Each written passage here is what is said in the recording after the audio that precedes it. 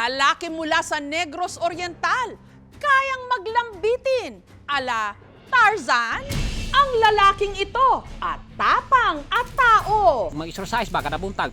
Nariyang lumundag-lundag mula sa taas ng puno papunta sa kabilang puno nang walang suot na harness. Lakas loob din niyang inakyat ang puno ng nyog nang nakatiwarik.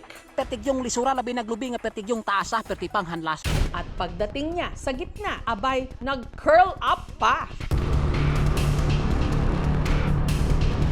Lakas! At kung kaya niya itong gawing paakyat, yakang-yaka rin mababa. Partida! May hawak at kagat-kagat pang buko yan. Dahil sa kanyang buwis buhay stunts, palambi-lambitin at patalon-talon sa puno. Binansagan siya ngayon bilang Pinoy Tarzan. Ang ating Pinoy Tarzan, taga Tanhay City sa Negros Oriental. Ang 33 anyos na si Boy Insoy. Kaya naanda ako sa kaglubi ma'am. Patawarik ma'am. Unang gibuhat at layat ikas punuan, naog ka pagtuwad. Ano yung pinakahirapan kayo? Yung magbaba ng niyog ma'am na mayroong hawak na niyog nga bibiyakin ko sa puno ng niyog. Salamat po nila nga ni Palos na sa kuha nga. Kailan pala sa kuha po. Kaya pala hindi man lang siya pinagpapawisan sa tuwing aakyat ng puno dahil ito raw talaga ang kanyang hanap buhay. Gituduan ako siya panginabuhi nga pinobre. Karon kami mabuhi ning kalibutan na karon. 12 anyos, nagtatrabaho na ko sama yung papa ko. O tabang ko niya labi manuhulan mo sa kauglubi. Ano ka dili ay? Pero dahil kakarampot lang ang kita, naisipan niyang mag-vlog. So luto na mga idol ang atong gikuha nga balanghoy. Aghat po ko nga agdi po ko ng pag-vlog kay sabi ng iban ko sa una pa ko gasugod nga na yung income ginagmay ba. Nausap po nga agni po ko nga mo-vlog ko ma'am aron maka na yung mga pang-allowance ko bang ginagmay. Ang una niyang naging content, buhay sa bukid. Tama mo reklamo, kabawa. Kuya. Hanggang napansin niyang mataas ang engagement ng kanyang videos sa tuwing nagpapakitang gilas siya sa kanyang buwis buhay stunts. Ako dol padayon nang indahayog nang hinaot namang namasin nga mutanaw kan. Yung tumatalon ako, ayapot siya views nga 17 million. Kaya kinarir na niya ang pag-akyat manaog sa mga puno. Mga bata, wag na wag siyang gagayahin dahil napakadelikado. Di ana puta mulay tabutaning pertigyong taasa. Ang nagsisilbing cheerleader ni Pinoy Tarzan, ang Jane ng kanyang buhay, ang misis niyang si Aiza. Unya, sige na mo siya gidasik nga mag-vlog siya para naara po siya kalingawan. Mahapi ra po diyan kinabuhi, bisag layo po. Habang ang kanya namang cameraman, ang 15 anyos niyang anak na si Cham. Noong una na ay one month, alam bago pa may ba? Pero wala na akong nadlok niya. Ay sige na may kuyog mag-video yung dua. Maraming nagsasabi na delikado para sa pamilya namin kasi yung tumatalon-talon siya sa puno at saka yung patiwarik na pababa sa niyog, pag bumagsak, ulo talaga palaging mag-iingat. Pero kalaunan, niyakap na lang daw nila ito. Lalo't malaking tulong daw ang pagva-vlog niya para matustusan ang araw-araw nilang mga pangangailangan. Apo yung mga panahon nga makakuan ko ng bulana ma'am, mga 10,000. Kaya nga ako nag-abroad kasi walang-wala kami. Meron pa ako mga kapatid na pinapaaral at saka mga anak ko nag-aaral din. Ito rin daw ang nakikita niyang paraan para hindi na bumalik abroad si Aiza. Ayaw ko kasi nga mag-upload yung misis ko.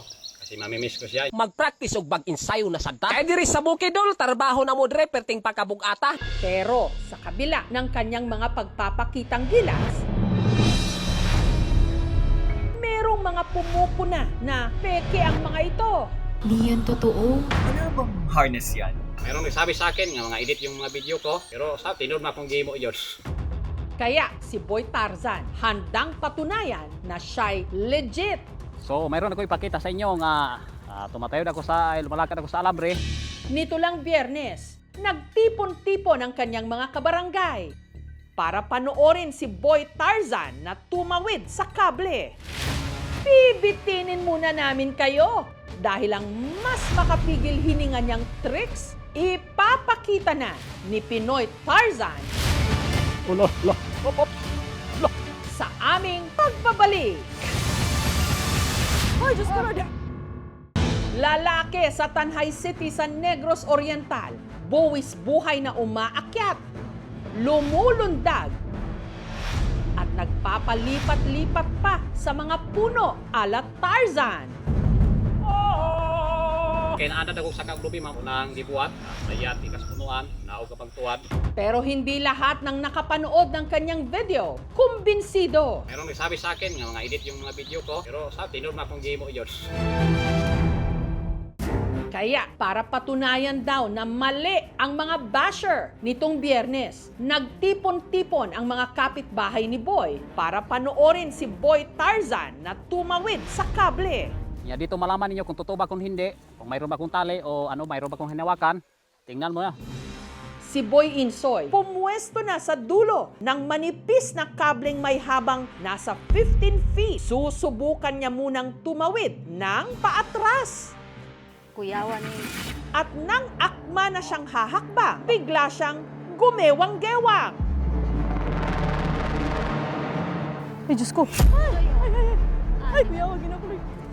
Ops! Grabe! Ah, di. Matabag. Ay, Diyos ko na! Ito ang hirap kasi mag-atras ka na maglakad.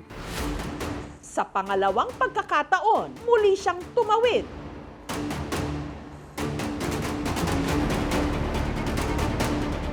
Hanggang sa Kulo.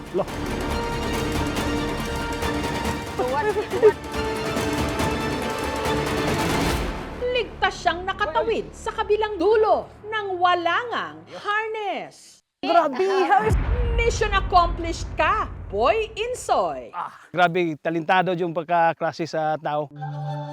Meron tayong tinatawag na kinetic chain. Yung puwersang nagagawa ng mga paa niya, inaakyat papunta sa kanyang core, papunta sa kanyang kamay, kaya nakakabaniobra siya ng iba't ibang paraan.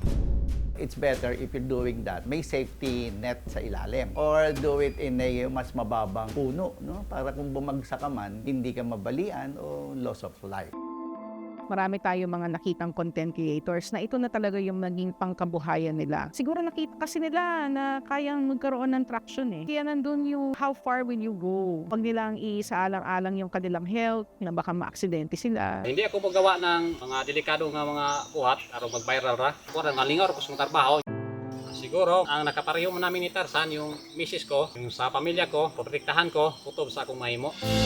Kung tutuusin, lahat tayo araw-araw tumutulay sa sarili nating mga alambre. Halos bumibitin din pati warik para lang kumita. Sa sipag at diskarte, hindi tayo matitinag.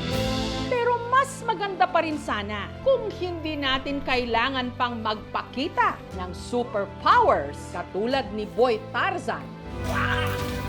Para lang maitawid at isugal pa araw-araw ang ating buhay. Thank you for watching, mga kapuso. Kung nagustuhan niyo po ang videong ito, subscribe na sa GMA Public Affairs YouTube channel. And don't forget to hit the bell button for our latest updates.